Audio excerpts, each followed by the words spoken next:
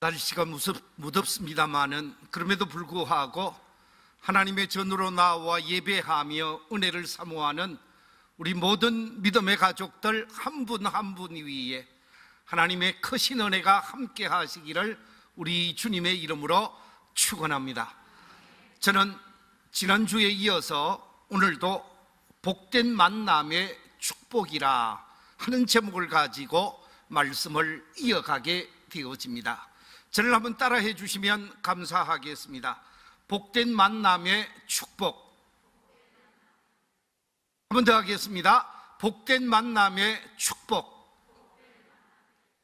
이 자리에 계신 우리 모든 성도들이 우리 주님과의 복된 만남을 통해서 행복한 삶을 펼쳐가게 되어지는 복 있는 삶이 되시기를 우리 주님의 이름으로 축원합니다.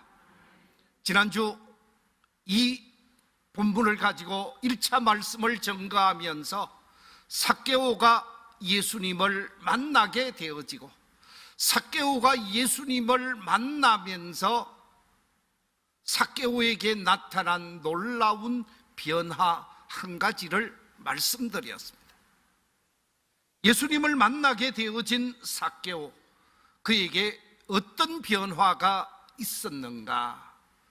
삭개오는 소의 의식을 가지고 있었다고 그랬습니다.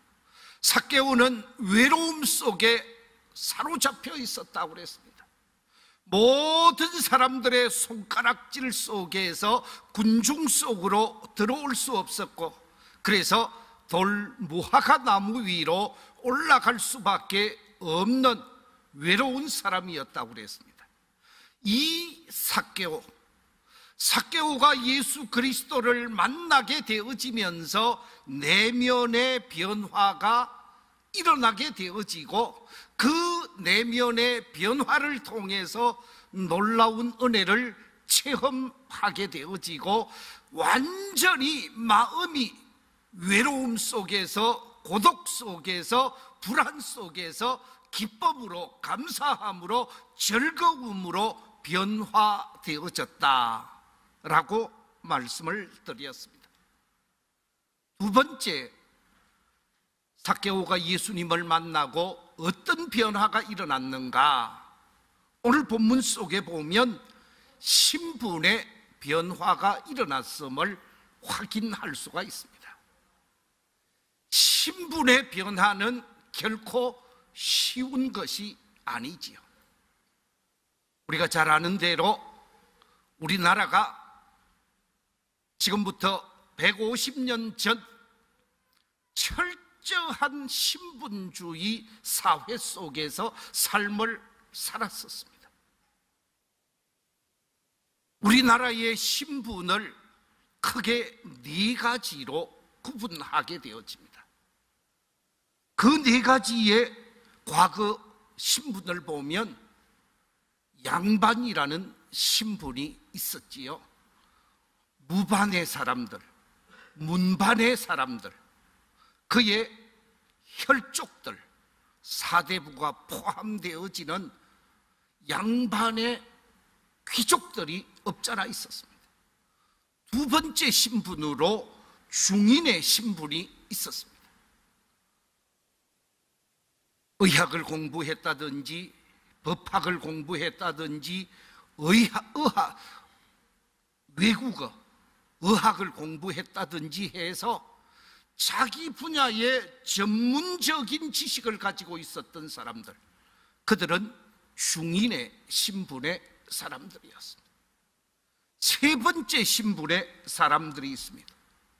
그들이 상민의 신분입니다.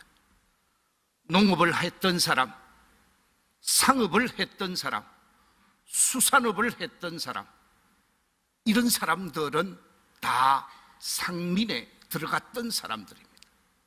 그리고 네 번째 계급, 천민의 계급도 없잖아 있었습니다. 요즘 가장 인기 있는 직업이 무엇인가? 오늘 일부 예배 때 물어봤더니 우리 교인 중에 한 분이 그렇게 얘기하더라고요. 연예인이 가장 인기가 있대요. 그런데 지금부터 200년 전에 연예인은 어느 계급에 속했을까요? 예, 1차 학습이 된 사람의 대답입니다. 천민에 속했습니다. 광대들은 다 천민에 속했었습니다. 그뿐만이 아닙니다. 무당이라든지 기생이라든지 노예라든지 고기를 잡아서 파는 사람들이라든지 이런 사람들은 다 천민에 속한 사람들이에요. 그런데 문제는 천민에 속한 사람이 보다 더 나은 신분으로 나아가는 길이 있었느냐? 조선 후기, 그러니까 임진왜란이 일어나게 되어지고 병자호란이 일어나면서 나라가 어수선해지는 가운데 신분제도에 흔들림이 있어서 양반 자리를 팔고 신분을 속이는 일들이 있었지만 조선시대의 신분제도는 견고했었습니다. 정확하게 1895년부터 1895년까지 이 신분제도는 그대로 내려왔습니다. 자, 지금도 이 신분제도에 얽매여서 고생을 하는 나라가 없잖아 있습니다. 인도입니다. 인도는 법적으로는 카스트 제도를 폐지하고 없다고 얘기하는데 지금도 카스트 제도의 영향을 받고 있습니다. 지금도 불가촉 천민이 있습니다. 이 달리트라고 하는 불가촉 천민하고는 손도 잡으면 안 되는 족속들이라고 합니다. 그 위에 수드라라고 하는 신분이 있는데 이 수드라 신분은 노예를 얘기하게 되어집니다. 고생하면서 삶을 살게 되어지는데 이 수드라라고 하는 노예가 노예로부터 벗어날 수 있는 길이 있느냐? 제도 속에서는 없습니다. 노예로서 성실하게 신실하게 사명을 감당하고 죽게 되면 그 다음 생애에서 좋은 신분을 가지고 태어난다고 하는 이 윤회 사상이 인도에는 지금도 지배하고 있는 거죠. 그래서 인도 같은 경우에는 가장 최상위 계급, 제1계급이라고 말하는 계급이 브라만 계급입니다. 성직자들, 사제들의 계급이 최고의 계급이고 두 번째 계급이 바로 크샤트리아라고 해서 왕족의 계급, 무사의 계급, 이런 사람들이 차지하고 있으면서 밑에 사람들을 아주 잔인하게 짓밟는 그와 같은 제도가 없어졌다고 말하지만 인도 사회는 아직도 낙인이 찍혀 있습니다. 그 사람의 이름을 보면 이분이 어느 신분의 사람인가를 알 수 있다고 합니다. 자, 오늘 본문 속에 보면 본문 7절 속에 이렇게 기록하고 있습니다. 뭇사람이 보고 수군거려 이르되 저가 누구의 집에 갔다고요? 죄인의 집에 유하러 들어갔도다. 세상 사람들이 낙인을 찍어버렸습니다. 무엇으로 낙인을 찍었다고요? 죄인으로. 삭개오는 죄인이다. 삭개오는 죄인으로서 누구도 용서할 수 없다.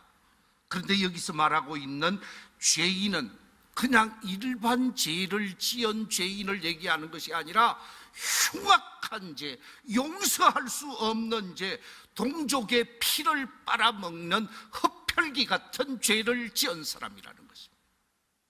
그래서 죄인 중에 가장 무서운 죄를 지은 사람으로 낙인을 확 찍어놔 버렸습니다. 이 죄인의 신분에서 벗어날 길이 없습니다. 누구도 삭개오를 좋아할 수가 없습니다. 왜냐하면 죄인이기 때문에 죄인은 가까이 할 수 없는 사람이라는 거죠. 그런데 예수님께서 삭개오를 찾아가게 되어지고 삭개오가 예수님을 영접하게 되어집니다. 삭개오가 예수님을 영접해서 자신의 집으로 모셔 들어가게 되어지는데, 세상 사람들은 죄인의 집에 예수님이 가셨다고 손가락질을 하게 되어지는데, 예수님께서 삭개오에게 뭐라고 얘기를 합니까? 오늘 본문 9절에서 이렇게 말씀하고 있습니다. 예수께서 이르시되 오늘 구원이 이 집에 이르렀으니 이 사람도 누구의 자손이라고요? 아브라함의 자손이미로다. 죄인의 신분에서 아브라함의 자손의 신분으로 180도로 신분이 바뀌어지게 되어집니다. 예수님을 자신의 마음 중심에 모셔드리고 자신의 집으로 모셔드리는 순간 삭개오의 신분이 바뀌어졌다라는 거죠. 우리가 흔히들 그런 얘기를 합니다. 그 집에 누가 사느냐에 따라서 그 집을 누구 집이라고 얘기를 하죠. 청와대 대통령이 사니까 대통령의 집이라고 얘기를 합니다. 죄인이 살고 있는 집을 우리는 교도소나 또는 구치소라고 얘기를 합니다. 누가 그 집에 사느냐에 따라서 그 집을 규정한다라는 거죠. 내 마음속에 누가 있느냐에 따라서 내가 죄인도 되어질 수 있고 구원의 사람이 되어질 수 있다는 것입니다. 예수님이 내 마음 중심에 들어오셔서 예수님이 나의 마음의 주인이 되어지면 나는 예수님 때문에 구원의 사람이 되어지고 예수님 때문에 하나님의 사람이 되어지고 예수님 때문에 천국 시민이 되어지는 것입니다. 삭개오는 예수님을 자신의 마음 중심에 모셔드리고 자신의 집으로 예수님을 모시게 되어지면서 죄인 중에 죄인에서 구원의 사람으로 하나님의 자녀로 언약의 백성으로 그의 신분이 바뀌어졌습니다. 세상 사람들은 삭개오를 향하여 죄인이라고 말을 하고 있습니다. 인간 쓰레기라고 말을 하고 있습니다. 민족의 반역자라고 말을 하고 있습니다. 동족의 피를 빨아먹는 흡혈귀 같은 사람으로 생각을 했지만 주님은 아브라함의 자손이라고 하나님의 백성이라고 신분의 변화를 선언하고 있다는 말씀입니다. 그렇습니다.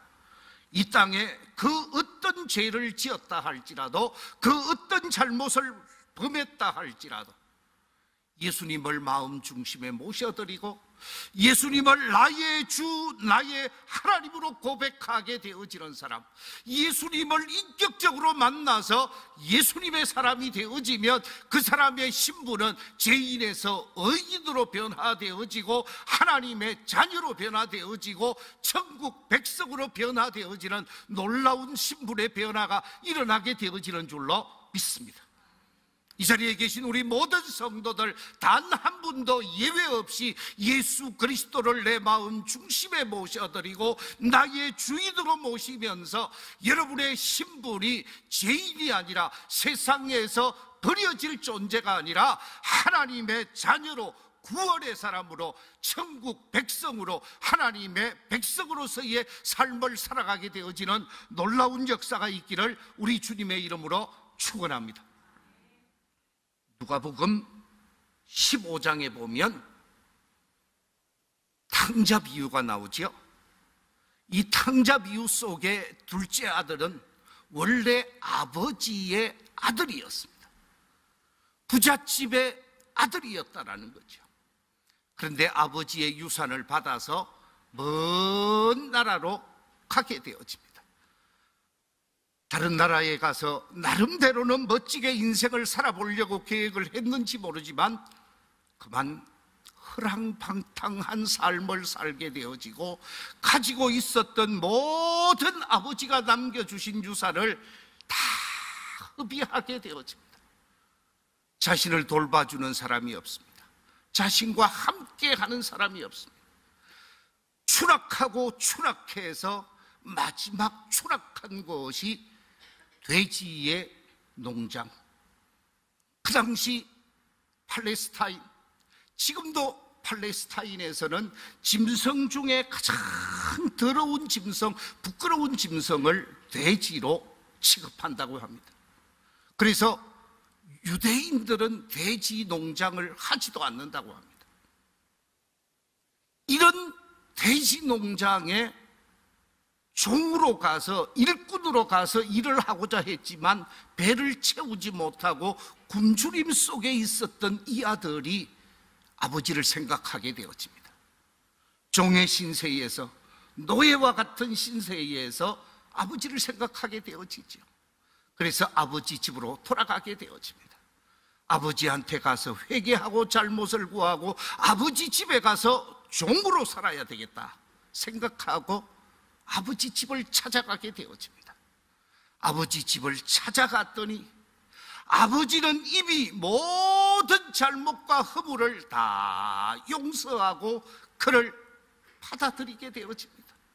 아버지가 뜨겁게 그를 맞이하면서 자신의 가족들에게, 자신의 종들에게 하는 말이 누가복음 15장 22절 이하 24절 속에 이렇게 말하고 있습니다. 아버지는 종들에게 이르되 제일 좋은 옷을 내어다가 입히고 손에 가락지를 끼우고 발에 신을 신기라. 그리고 살찐 송아지를 끌어다가 잡으라.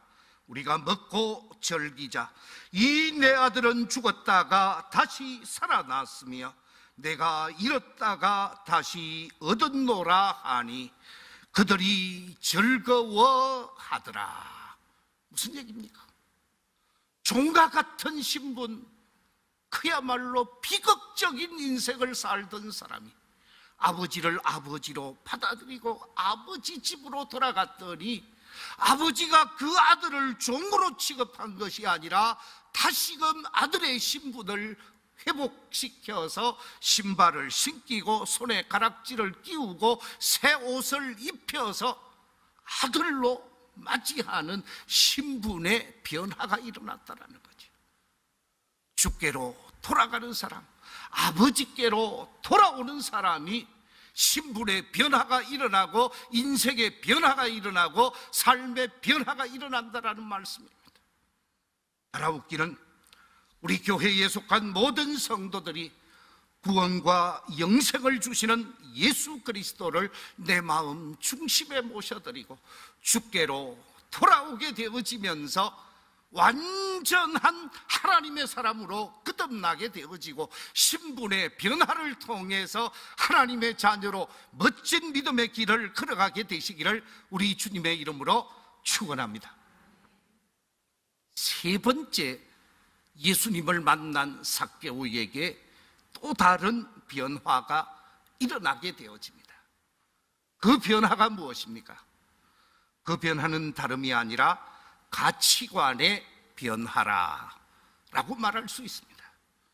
오늘 본문 말씀 8절에 보면 가치관의 변화를 증명시키는 말씀이 기록되어져 있는데, 자, 우리 8절 같이 한번 읽어보겠습니다. 시작. 삭개오가 서서 주께 여짜오되 주여 보시옵소서, 내 소유의 절반을 가난한 자들에게 주겠사오며 만일 누구의 것을 속여 빼앗은 일이 있으면 네 갑절이나 갚겠나이다. 오늘 이 말씀 속에 보니까 예수님을 영접하고 자신의 집으로 모시고 갔습니다. 예수님을 자신의 집으로 모시고 가서 예수님을 맞이하게 되어진 삭개오가 그동안 가지고 있었던 생각을 다 포기하게 되어집니다. 그동안 삭개오가 가지고 있었던 가치관은 어떤 가치관이었을까? 우리 인간의 가치관을 여러 가지로 나누게 되어지는데, 이론적 가치관도 있고 경제적 가치관도 있고 심리적 가치관도 있고 사회적 가치관, 정치적 가치관, 종교적 가치관, 여러 가지 가치관이 있습니다. 개인이 가지는 가치관에 따라서 그가 좋아하고 싫어하고 그가 하고자 하고 하지 않고자 하는 것이 가치관에 따라 결정이 되어지죠. 그런데 이 삭개오의 가치관은 물질 중심의 가치관의 사람이었다 하는 것을 발견할 수가 있습니다. 돈이라고 하면 어떻게 하든지 소유하고자 하고, 물질이라고 하면 어떻게 하든지 자신이 가지고자 하는, 그래서 물질이 자신의 삶을 책임져 주는 것으로 생각했던 사람인 것 같습니다. 많은 재산을 소유한 사람이었습니다. 그런데 이처럼 경제적 가치관을 중시하며 삶을 살아왔던 이 삭개오가 예수님을 만나게 되어집니다. 예수님을 마음 중심에 영접하게 되어집니다. 그리고 난 다음 고백한 고백이 방금 읽었던 8절의 말씀입니다. 8절 말씀 속에 이렇게 말하고 있습니다. 내 소유의 절반을 가난한 자들에게 뭐 하겠다고요? 주겠습니다. 그리고 덧붙여서 말씀하시기를 만일 누구의 것을 속여서 빼앗은 일이 있으면 몇 갑절 갚겠다고요? 4갑절 갚겠습니다. 그러니까 내 것을 나누겠다라는 거예요. 내가 지금 가지고 있는 내 재산을 나누며 살겠다라는 거예요. 이 경제적 가치관을 가지고 있었던 사람이 사회적 가치관, 더 나아가서 종교적 가치관의 사람으로 바꾸어졌다라는 거예요. 당시 유대 사회에서는 율법에 남의 것을 빼앗았다든지 도적질했다든지 강도질을 했다든지 했을 때 그것을 보상하는 방법이 4배로 갚는 것이었습니다. 그 4배로 그대로 갚으면서 용서함을 받고 새 삶을 살겠다라는 거죠. 이처럼 경제적 가치관에 사로잡혀 있었던 삭개오가 이제는 사회적 가치관의 사람으로, 종교적 가치관의 사람으로 삶의 자세, 가치관이 바뀌어졌다는 것입니다. 오늘 이 8절 속에 보면 아주 중요한 동사 2개가 나오고 있습니다. 첫 번째 동사가 무엇입니까? 첫 번째 나오는 동사는 내 소유의 절반을 가난한 사람들에게 뭐 하겠다고요? 주겠사오며, 주겠다라는 동사가 나오고 있습니다. 그런데 여기서 말하고 있는 주겠다라고 하는 말은 먼 훗날 주겠다라는 말입니까? 지금 주겠다라는 말입니까? 그렇죠? 지금 즉시 주겠다라는 것입니다. 가치관의 변화와 함께 행동하는 신앙인의 모습을 보여주고 있다는 거죠. 그렇습니다. 예수님을 내 마음 중심에 모시고 가치관이 변하게 되어지면 행동하는 신앙인이 되어지는 것이죠. 삶이 변화되어지고 삶이 행동으로 신앙을 증명하게 되어진다는 것이죠. 또 하나의 동사가 나타나고 있습니다. 그 동사는 다름이 아니라 갚겠나이다 그랬습니다. 다른 사람에게 잘못한 것이 있고, 다른 사람에게 가슴 아프게 한 것이 있고, 다른 사람을 눈물겹게 한 것이 있으면 즉시 갚겠습니다. 행동하겠습니다. 2가지의 동사를 통해서 행동하는 신앙인의 모습을 보여주고 있는 이 삭개오의 변화된 가치관에 따라서 변화된 행동이 나타나고 있다는 거죠. 이처럼 예수님을 만나면서 삭개오는 동족의 피를 빨아먹는 흡혈귀 같은 사람, 또는 동족을 아프게 하고 동족을 괴롭게 했던 사람에서 이제는 동족을 섬기는 사람으로, 동족에게 자신이 가지고 있는 재물을 나누는 사람으로, 사랑의 실천자로 삶이 변화되어진 모습을 보여주고 있습니다. 이 같은 축복이, 이 같은 만남의 축복이 바로 삭개오에게 일어나게 되어졌다라는 말씀입니다. 그렇습니다. 삭개오는 완전히 변화된 사람으로 새 삶을 살게 되어졌습니다. 그래서 예수님이 하시는 말씀이 이 집에 구원이 이르렀다고 그러면서 나는 잃어버린 사람을 찾아 구원하기 위해서 오셨다고 오늘 본문 10절에서 말씀하는 것을 보게 되어집니다. 삭개오는 구원의 사람으로 변화된 사람이 되어집니다. 우리가 잘 알고 있는 사도 바울, 그가 예수님을 만나기 이전 예수님과 무관한 삶을 살던 이 사울이라고 하는 청년은 어떤 삶을 살았습니까? 사도행전 9장에 보면 문서 하나를 가지고 다메섹을 향하여 달려가고 있는 사울의 모습을 보게 되어집니다. 그 문서는 다름이 아니라 예수 그리스도를 믿는 그리스도인의 체포영장이었습니다. 체포영장을 가지고 다메섹, 지금 나라는 시리아라고 하는 나라입니다. 거기 다마스커스라고 하는 지금도 존재하는 도시죠. 그 다메섹을 향하여 열심히 체포영장을 가지고 달려가는데 하늘에서 강력한 빛이 비치기 시작합니다. 그 강력한 빛에 의해서 달리던 말도 설 수밖에 없었고, 그 빛에 의해서 사울의 시력이 그만 다치게 되어지는 것 같습니다. 그때 사울이 내뱉었던 한마디 말이 무엇입니까? 하늘을 쳐다보면서 주여, 주여, 당신은 누구십니까? 질문하게 되어집니다. 이 질문을 받은 주님이 사울에게 한 말이 나는 네가 핍박하는 예수다 그랬습니다. 하늘로부터 들려오는 하나님의 음성이 나는 네가 핍박하는 예수라고 하니까 이 말씀을 받게 되어진 사울이 하나님은 예수님이시고 예수님은 하나님이시고 하나님이 보내신 예수님이 약속된 메시아였구나 하는 사실을 깨닫게 되어집니다. 이 같은 사실을 깨닫게 되어지고 앞을 볼 수 없었던 이 사울이 다메섹으로 인도함을 받게 되어집니다.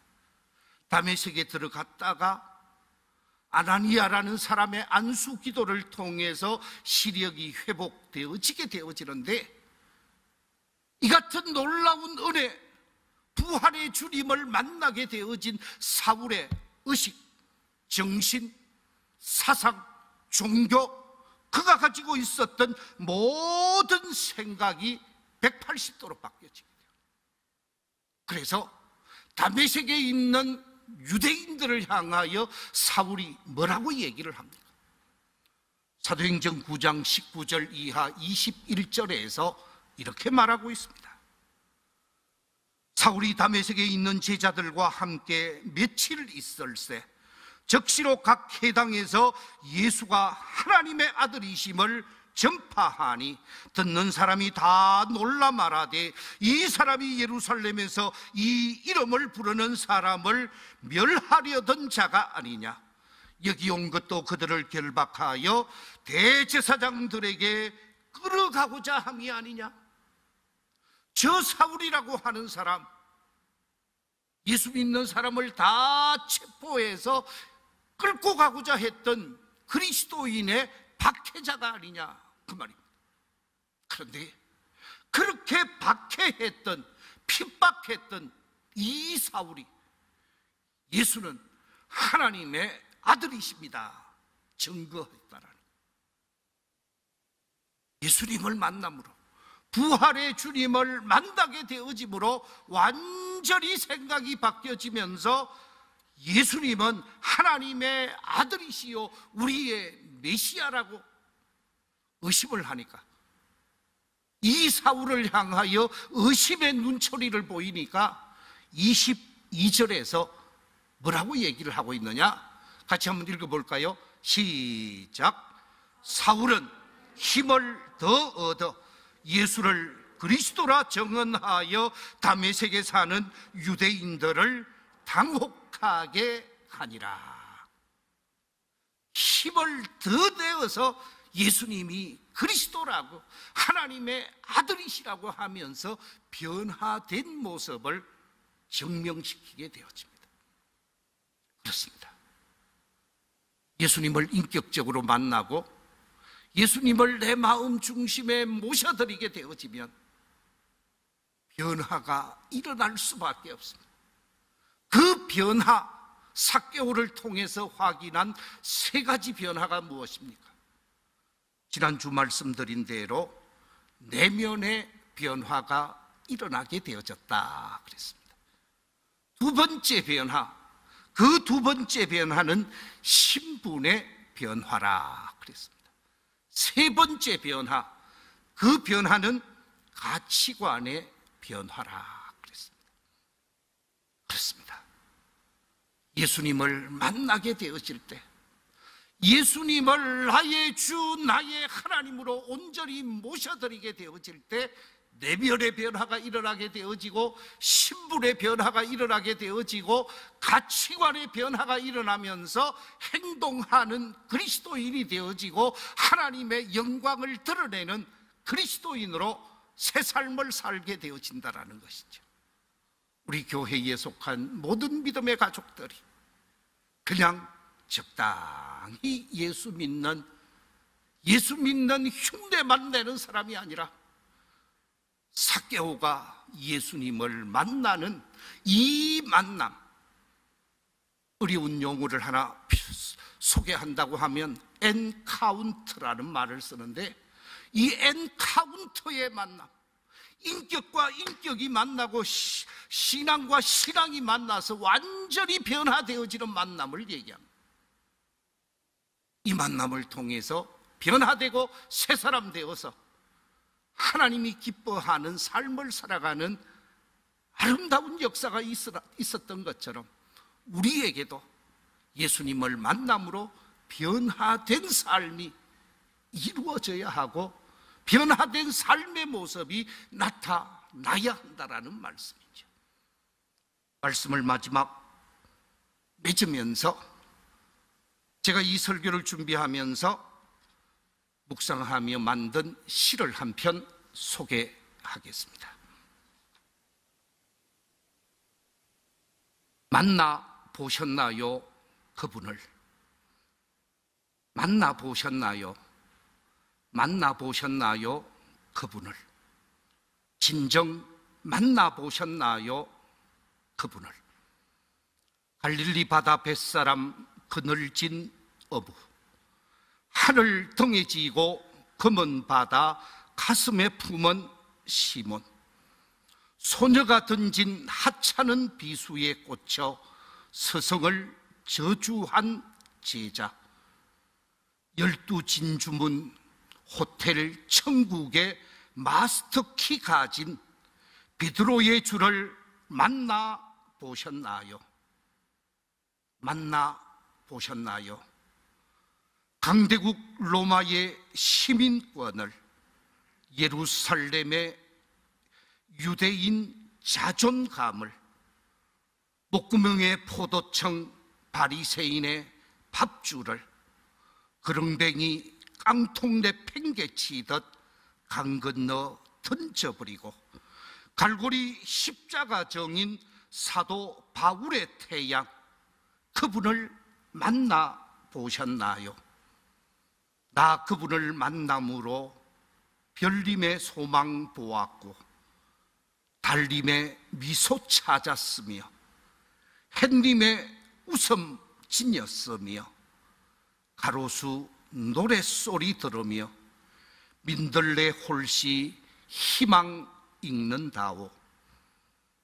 나 그분을 만남으로 녹슨 세월 금빛으로 빛나며 잠든 인생 새벽 동력으로 일어서며 얼어붙은 열정 폭포수 되어 차고 넘치며 텅 빈 손 한 움큼 소망 쥐게 되었다오.